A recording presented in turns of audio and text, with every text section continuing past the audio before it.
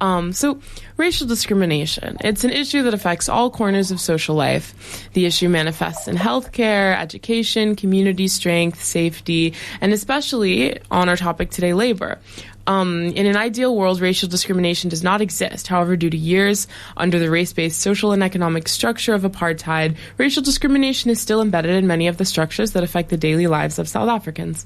The Ahmed Kathrada Foundation seeks to promote non-racialism through the principles within the Freedom Charter and the South African Constitution. Here to inform us on how exactly they're addressing the issue of racialization in South Africa is Zusipe Batyi. So it's Ahmed Kathrada. Ahmed Kathrada. Yes. Ahmed Kathrada. Yes. Okay. So good afternoon, Mr. Batyi. How are you today? Good afternoon. I'm good. How are you guys? Can't complain at all, and thank you very much for availing yourself to speak to us today. So if you can just give us a brief overview of the focus of Ahmed Kathrada Foundation and how far they have grown over these years, and also as it basically relates to promoting a non-racialized society. Thanks so much. Firstly, it's happy to say the foundation was formed as a legacy foundation after Ahmed Kathrada, stalwart of our struggle and also one of the Rebunia trialists. So when it was formed in 2008, the purpose was to, because Ahmed Kathrada was an advocate of non-racialism, inclusivity and democracy. So it was formed to carry his legacy in 2008, focusing on deepening non-racialism in South Africa. That is trying to create dialogues among races, also to take anti-racism stances when racism surfaces in South Africa in order to build a democratic country. But over the years, the foundation has grown to do democracy work, also to do youth work. So our work is divided into 4 programs.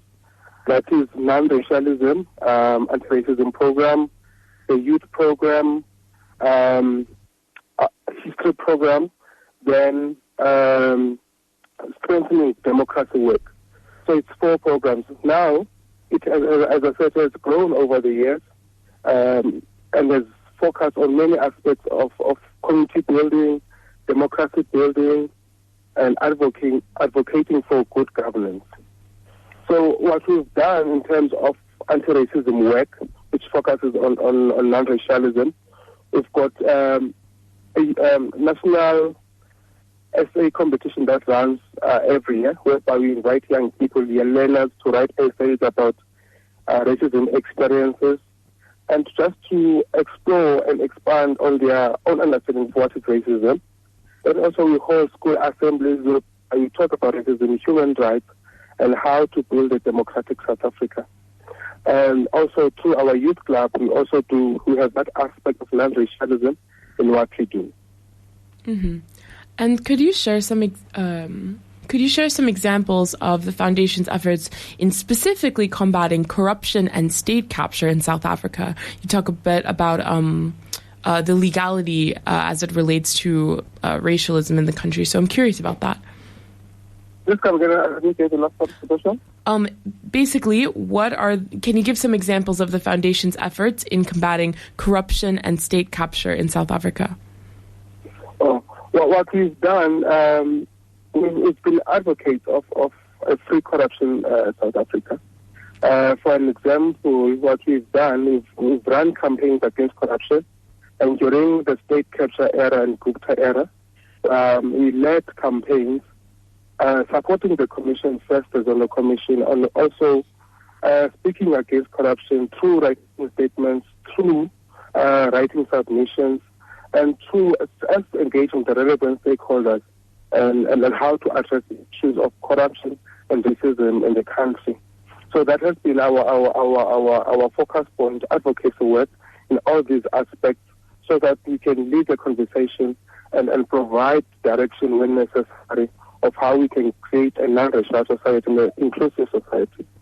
And you still tune into Sakhisizwe, Building the Nation, Bodinasi. We are speaking to Mr. Batyi from Ahmed Kathrada Foundation, and he's just been telling us a little bit more about the amazing work they have been doing over these years. So also, as the foundation has organized memorials for various activists, so could you also elaborate on the significance of these memorials and the impact on remembering anti-apartheid activism?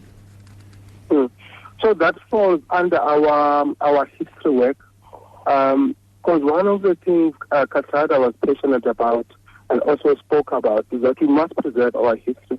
And we must be able to speak the truth and keep the history so that young people are able to know where we come from and why we are here and where we should be going.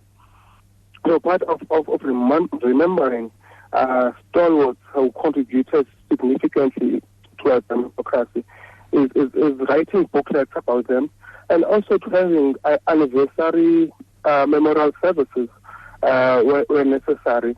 But the core of this program is to preserve that history so that young people are able to engage with it and make sense of where we come from and why we speak of non-racialism. Because if we speak of non-racialism, which means there was a point in time whereby that didn't exist. But now if they engage with history, they are able to understand why we are here and where we need to be as a country. So that is at the core of this program, to preserve that history and also to share it with young people in particular, who will be tomorrow's leaders. So you talk about the importance of historical preservation for young people, using those stories of history to inspire young people into activism as well. But can you tell us more about the Ahmed Kathrada Foundation's Youth Activism Initiative and how the youth clubs operate, what specific activities they engage in, especially the educational training programs? So under the youth program, which has a team of young people leading it, we've got what we call youth clubs. So we've got these youth clubs across Gauteng, over 30 youth clubs. So basically, at the center of these youth clubs, what we're trying to do is to develop young people to be active citizens in their own communities, to take up spaces and to take up conversations whereby they can lead solutions, they can come up with their own solutions. So we are in a grassroots, we are taking a grassroots approach to how do we develop our communities. So, for instance, for example, now it's elections, and currently as I speak to you, we're in Soshanguve, whereby we're doing election work, we're doing community work, whereby we're letting young people to speak about their own issues and also to come up with their own solutions to their own problems. So we want to create that spirit of active citizenship because we believe that the power to develop any society lies with its people. And in this case, we want those young people to lead those solutions and to be advocates of change and to run campaigns so that they can influence government policies, they can engage government policies and to participate actively in their communities so that they can build a better South Africa. Definitely, and it's not always easy to communicate with the youth and also to involve the youth in things as serious as the importance around elections, and this is why it is important for all of us to not forget our history so that we can have a better future.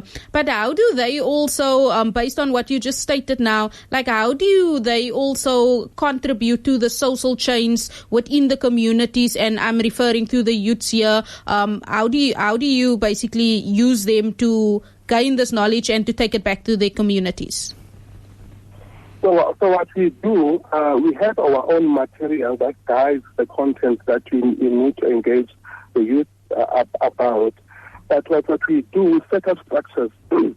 Like I said, we've got a youth club whereby there will be a chairperson, a secretary, and a structure that will engage. Because the discussion does not only end within this youth club member, if I can call it a branch or group of young people, but they have the responsibility to extend it to a larger community, to other young people, and to engage on issues that are pertinent on that particular community.